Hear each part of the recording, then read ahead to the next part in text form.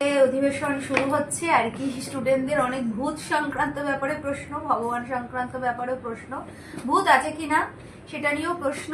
আর শুভম আমার স্টুডেন্ট, ও আমাকে একটা প্রশ্ন করেছে। সেই প্রশ্নের আর কি যে প্রশ্নটা আগে তোমাদেরকে শুনিয়ে দিচ্ছি যে প্রশ্নটা কি, তারপরে উত্তরটা হবে। শুভম, তুমি প্রশ্নটা করো। ভূত আমাদের দেখা যায় না কেন?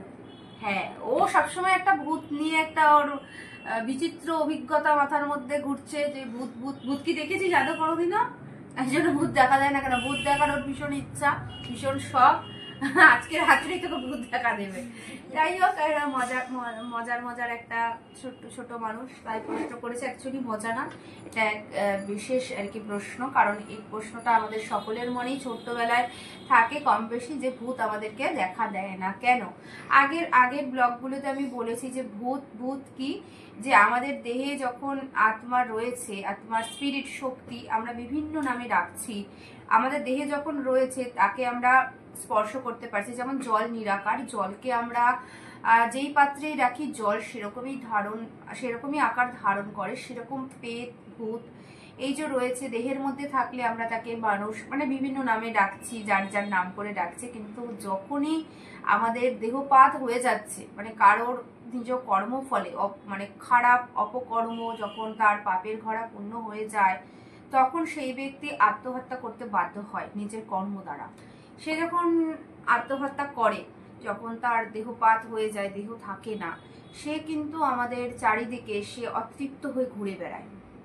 তখন কিন্তু তার যেহেতু শরীর থাকে না, সেহেতু অতৃপ্ত রয়েছে, সে ভীষণ পিপাসিত কিন্তু সে জল পাচ্ছে না, সে খুব ক্ষুধার্ত কিন্তু খাবার পাচ্ছে না, সে আপনজনদের সাথে সাক্ষাৎ করতে চাইছে কিন্তু অনেক কিছু বলছে, কাছাকাছি আসছে কিন্তু তাকে স্পর্শও করতে পারছে না, কারণ তার যেহেতু দেহ নেই, সে একটা দেহ পেতে চায়, এরকম তার ভাব কাজ করে। তার ভাব অনুযায়ী সেই অনেক কিছুই খাবার দেখতে পাচ্ছে কিন্তু খেতে পাচ্ছে না, জল পাশে আছে কিন্তু জল পান করতে পারছে না, সেরকম দেহ নেই, চারপাশে ঘুরে বেড়াচ্ছে। আমাদেরও চারপাশে প্রচুর আছে, আত্মা রয়েছে।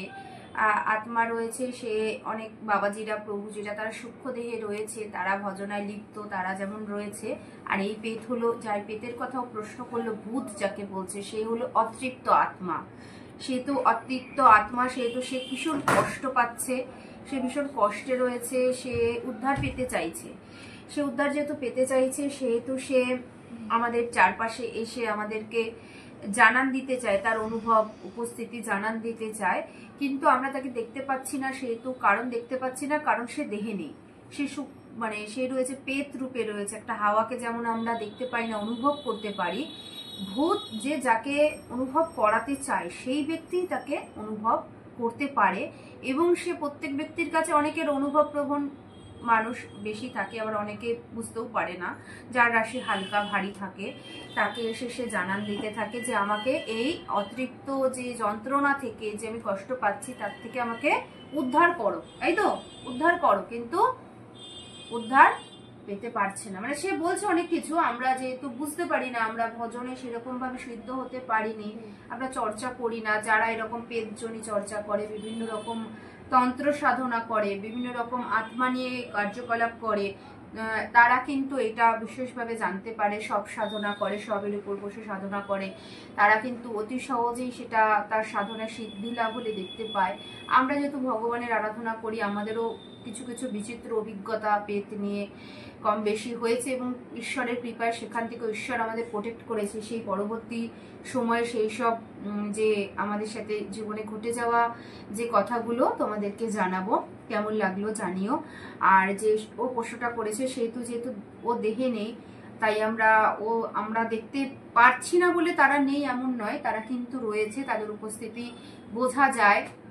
তারা যদি যেহেতু দেহে নেই, তাই সেহেতু আমরা তাকে, তাহলে ও যে প্রশ্নটার সাথে একটা প্রশ্ন করেছিল, যেহেতু দেখাও যায় না আর ছোঁয়া যায় না কেন, যেহেতু দেখতে আমরা তাকে পাচ্ছি না, তাকে অনুভব করছি বাতাসের মতো অনুভব, তাও যদি ও সে করায় তাহলেই হবে।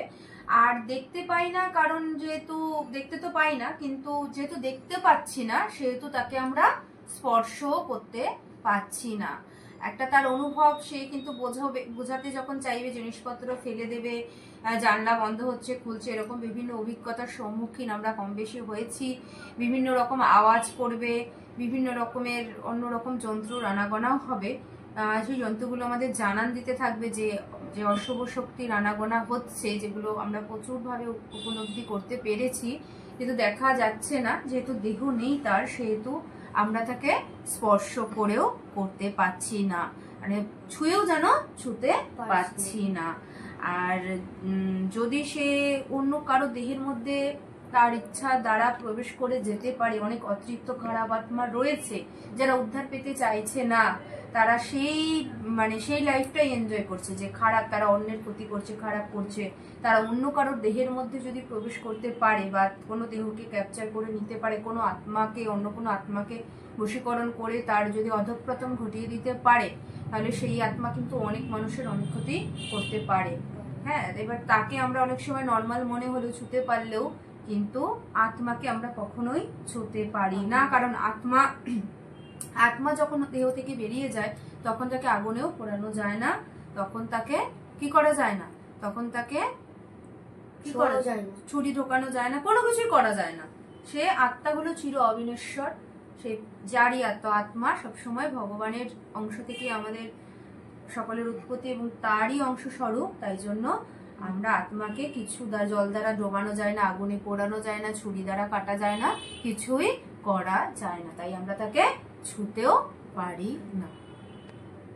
ঠিক আছে, কিন্তু আমরা তাকে দেখতে পাই না, কিন্তু তার উপস্থিতি আমরা কিন্তু বুঝতে পারি। আমাদেরকে যদি ওরা বোঝায় তাহলেই আমরা কিন্তু বুঝতে পারবো, কারণ তারা অতৃপ্ত রয়েছে, সেহেতু আমরা দেখতেও পারি না এবং অতৃপ্ত থেকে তারা উদ্ধার পেতে চায়, তাই আমাদেরকে আশেপাশে এসে জানান দেয় যে আমাদের উদ্ধার।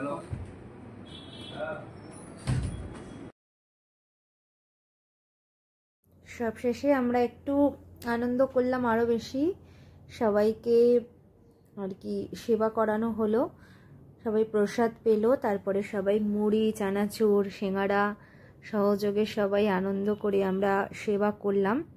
ভগবান দর্শন হলো, প্রার্থনা হলো ভগবানের কাছে, তারপরে যে যার বাড়ি গেল। খুব আনন্দ, মাঝে মাঝে এরকম আলোচনা করতে খুবই ভালো লাগে, কারণ প্রত্যেক দিন নিত্য পড়ানোর মাঝে কিছু না কিছু কথা তো হয়। রাধে রাধে, জয় নিতাই।